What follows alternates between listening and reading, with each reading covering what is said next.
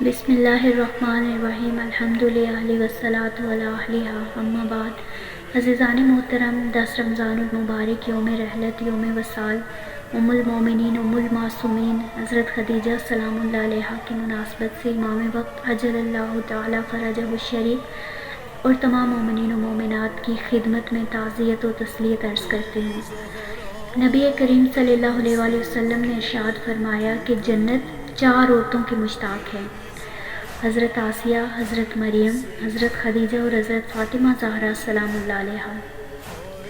روز عاشور امام حسین علیہ السلام جب یزیدی لشکر کے سامنے آئے تو اپنا تعارف بیان کرتے ہوئے فرمایا کہ اے یزیدیوں، مجھے پہچانو کہ میرے نانا حضرت محمد مصطفیٰ صلی اللہ علیہ وآلہ وسلم ہیں اور میری نانی خدیجہ الکبریٰ سلام اللہ علیہا ہیں۔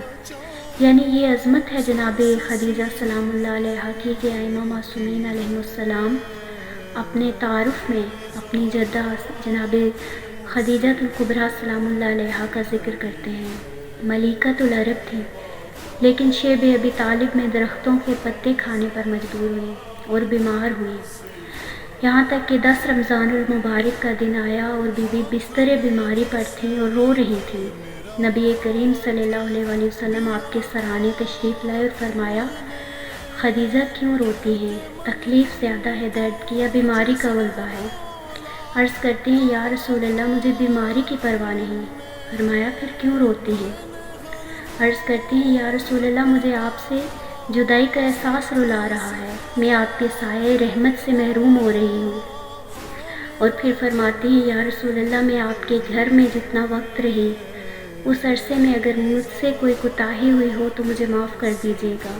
نبی کریم صلی اللہ علیہ وآلہ وسلم کی آنکھوں میں آنسو آ گئے اور فرمایا، خدیجہ، آپ نے تو دین کی خاطر سب کچھ قربان کر دیا ہے، اور شب معراج میں اللہ رب العزت نے مجھے آپ کے لیے تیار کردہ سفید موتیوں کا محل دکھایا ہے، اور میرے رب نے آپ کے لیے خیر کا وعدہ کیا ہے، اور مجھے خبر دی ہے کہ آپ دنیا میں بھی میری زوجہ ہیں اور آخرت میں جنت میں بھی آپ میری زوجہ ہوں گی۔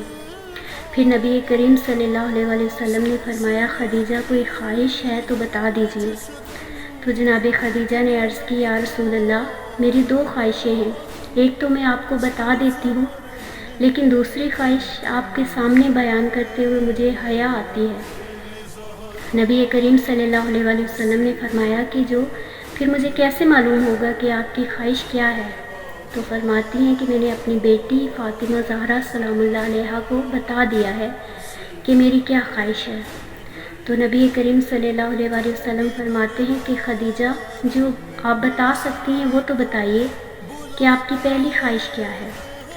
تو تب بی بی فرماتی ہیں کہ یا رسول اللہ، میری اکلوتی بیٹی ہے فاطمہ زہرا سلام اللہ علیہا، اور میرے جانے کے بعد فاطمہ کی ماں بھی آپ ہیں، فاطمہ کے بابا بھی آپ ہیں۔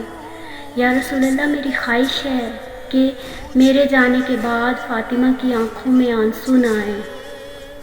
یا رسول اللہ، میرے جانے کے بعد فاطمہ روئے نہیں۔ اور پھر تاریخ گواہ ہے کہ نبی کریم صلی اللہ علیہ وآلہ وسلم جب تک زندہ رہے، جناب فاطمہ زہرا سلام اللہ علیہا کی آنکھوں میں آنسو نہیں آئے، اور جب آپ اس دنیا سے تشریف لے گئے تو بی بی نے اتنا گریہ کیا، اتنا روئی کہ اپنے بابا کے بعد 75 یا 95 دن تک زندہ رہ سکیں، اور جب تک زندہ رہیں یہی مرثیہ پڑھتی رہیں کہ بابا، آپ کے جانے کے بعد فاطمہ پر وہ مصیبتیں پڑی ہیں کہ اگر دنوں پر پڑتی تو وہ سیاہ راتوں میں تبدیل ہو جاتے۔ نبی کریم صلی اللہ علیہ وآلہ وسلم نے جناب فاطمہ زہرا سلام اللہ علیہا کو اپنے پاس بلایا اور پوچھا، بیٹی، تمہاری ماں کی کیا خواہش ہے ایسی کہ وہ میرے سامنے بیان کرتے ہوئے شرما رہی ہیں؟ تب جناب فاطمہ زہرا سلام اللہ علیہا نے عرض کی، بابا، میری ماں کی خواہش یہ ہے کہ آپ کی یہ جو ردائے مبارک ہے کہ جو نزول وحی کے وقت آپ کی شانوں پر ہوتی ہے، میری ماں چاہتی ہیں کہ آپ انہیں کفن کے طور پر عطا کریں۔ قربان جاؤں بی بی کے اس انداز پر کہ دین پہ اپنا سب کچھ لٹا کے قربان کر کے بھی ایک چادر مانگتے ہوئے حیا محسوس کر رہی ہیں۔ نبی کریم صلی اللہ علیہ وآلہ وسلم نے فوراً وہ عبا اتاری اور اپنی بیٹی کے ہاتھوں پہ رکھ دی، اور جناب فاطمہ زہرا سلام اللہ علیہا وہ چادر لے کر اپنی ماں کے پاس گئی، اور جناب خدیجہ الکبریٰ سلام اللہ علیہا کی آنکھوں کی روشنی بڑھ گئی، اور جب بی بی کا وصال ہوا تو اسی چادر سے، اسی ردائے مبارک سے حضرت خدیجہ سلام اللہ علیہا کو کفن دیا گیا۔